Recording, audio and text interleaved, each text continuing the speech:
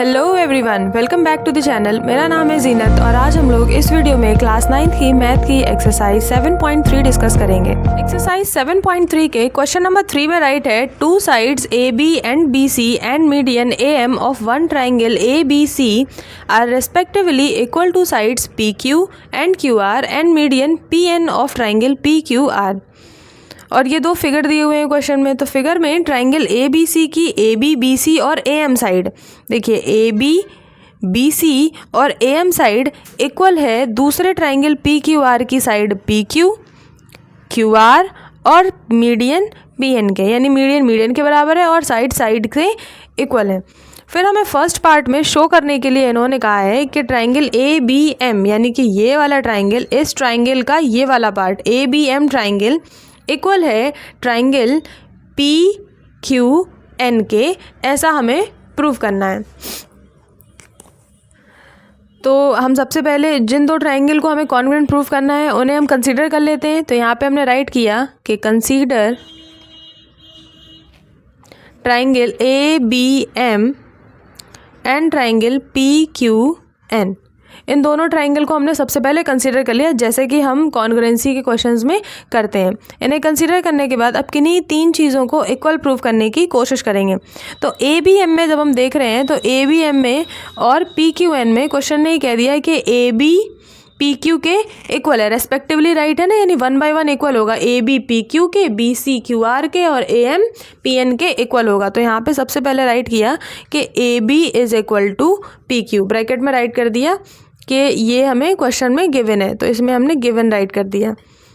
ठीक है, अब सेकंड के लिए ए बी एम में ए एम जो साइड है और पी क्यू एन में जो पी एन साइड है वो भी क्या है, इक्वल है, क्योंकि क्वेश्चन ने बोला है कि दोनों ट्राइंगल के मीडियन जो है वो आपस में इक्वल है। अच्छा, मीडियन क्या होते हैं? मीडियन वो लाइन होती है जो जिस लाइन पर पड़ती है उसे दो इक्वल पार्ट में डिवाइड कर देती है। जिस तरह से हमने अल्टीट्यूड पढ़ा है ना कि अल्टीट्यूड वो लाइन होती है कि जिस लाइन पर पड़े उस पर 90 डिग्री का एंगल बनाएगी, और मीडियन वो लाइन होती है जो जिस लाइन पर पड़ेगी उसे 2 इक्वल पार्ट में डिवाइड कर देगी। तो यहाँ से क्या हुआ कि ए एम पी एन के बराबर हो गया। ये भी चीज़ हम क्यों लिख रहे हैं? क्योंकि ऐसा क्वेश्चन में दिया हुआ है। अच्छा, मीडियन की बात कर रहे थे हम लोग, तो मीडियन में ए एम इस वाले ट्राइंगल में मीडियन का काम कर रहा है। इसी तरह से P N P Q R में मीडियन है, तो मीडियन है तो ए एम इस बी सी साइड पर पड़ रहा है, तो बी सी साइड पर पड़ने की वजह से 2 इक्वल पार्ट में डिवाइड कर देगा बी सी साइड को, यानी बी एम एम सी के इक्वल हो जाएगा। इसी तरह से इसमें भी क्यू एन एन आर के इक्वल हो जाएगा। तो हम यहाँ पे राइट करेंगे सिंस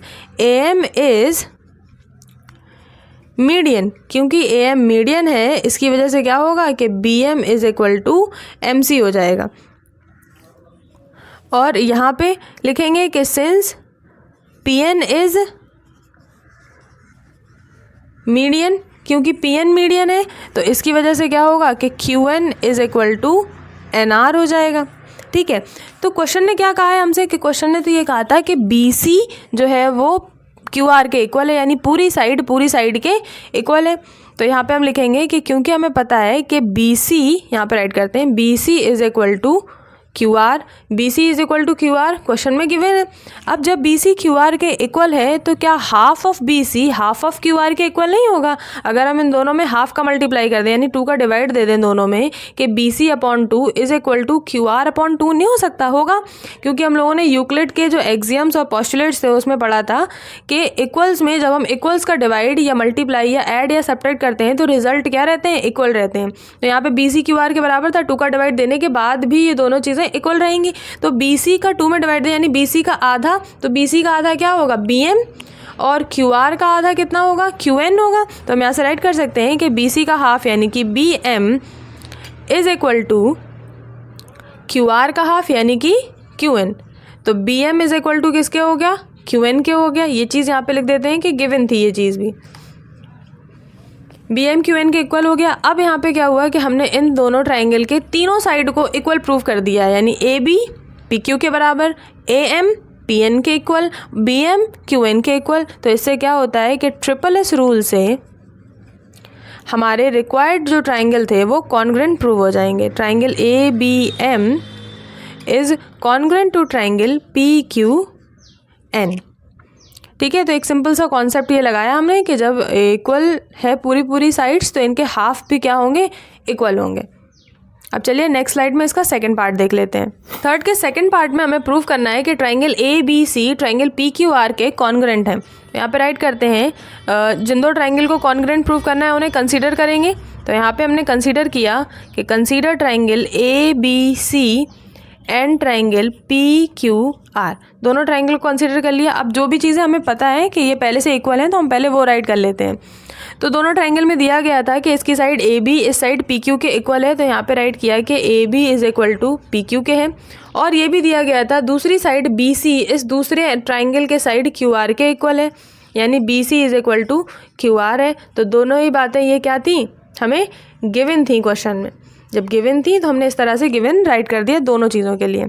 अब तीसरी चीज़ क्या है, हमें डायरेक्ट नहीं मिल रही, कोई भी और ऐसी बात नहीं बताई गई इन दोनों ट्राइंगल के लिए कि हम इक्वल कर सकें। तो अब हम फर्स्ट जो कॉन्ग्रुएंसी हमने प्रूव की थी उसकी हेल्प लेंगे। फर्स्ट कॉन्ग्रुएंसी में हमने क्या किया था कि ट्राइंगल ABM जो था वो कॉन्ग्रुएंट था ट्राइंगल PQN के। ABM PQN के कॉन्ग्रुएंट है। जब ये दोनों कॉन्ग्रुएंट हैं तो इनके कॉरेस्पॉन्डिंग एंगल भी क्या होंगे, इक्वल होंगे, यानी ये वाला एंगल इस वाले एंगल के इक्वल होगा। तो हम यहाँ से राइट कर सकते हैं कि angle ABM is equal to angle PQN। अब हम ABM लिखें या हम ABC लिखें, बात तो B की ही हो रही है। हम PQN लिखें या PQR लिखें, बात तो किसकी हो रही है, Q एंगल की ही हो रही है। तो हम इससे लिख सकते हैं कि angle ABC is equal to angle PQR। जब ये हो गया, क्यों हुआ ये, फ्रॉम पार्ट फर्स्ट, जो फर्स्ट पार्ट हमने सॉल्व किया है उसकी वजह से ये चीज़ आ पा रही है। तो हमने यहाँ पे राइट कर दिया है कि फ्रॉम फर्स्ट पार्ट ये चीज़ आई है कि एंगल ABC एंगल PQR के इक्वल है। जब ABC PQR के इक्वल है तो दो साइड और एक एंगल इक्वल प्रूव हो गए, तो रूल लग जाएगा SAS रूल, और इस रूल के चलते हमारे रिक्वायर्ड जो ट्राइंगल थे वो कॉन्ग्रुएंट प्रूव हो जाएंगे कि triangle ABC is congruent to triangle PQR। ये जो कॉन्ग्रुएंसी के जितने भी क्वेश्चंस होते हैं ये एक सिमिलर तरह का पैटर्न फॉलो करते हैं सॉल्यूशन के लिए। इनका सॉल्यूशन एक सिमिलर पैटर्न फॉलो करता है। अगर आपको एक बार कॉन्सेप्ट समझ में आ गया कि किस तरह से हमें करना है तो आप सारे क्वेश्चंस इनके कर ले जाएंगे, है ना। सबसे पहले हम ट्राइंगल कंसीडर करते हैं, फिर किन्हीं तीन चीज़ों को इक्वल प्रूव करने की कोशिश करते हैं, और फिर फाइनली हमारा जो ट्राइंगल होते हैं वो कॉन्ग्रुएंट प्रूव हो जाते हैं। और जब कॉन्ग्रुएंट प्रूव हो जाते हैं तो CPCT के रूल से कुछ और बातें भी प्रूव हो सकती हैं, यानी कि इनके कॉरेस्पॉन्डिंग पार्ट्स इक्वल हो जाते हैं।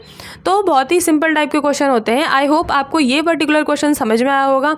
आज की वीडियो में बस इतना ही, मिलते हैं हम लोग नेक्स्ट वीडियो में। तब तक के लिए वीडियो को लाइक कीजिए और चैनल को सब्सक्राइब कीजिए। Thank you so much for watching.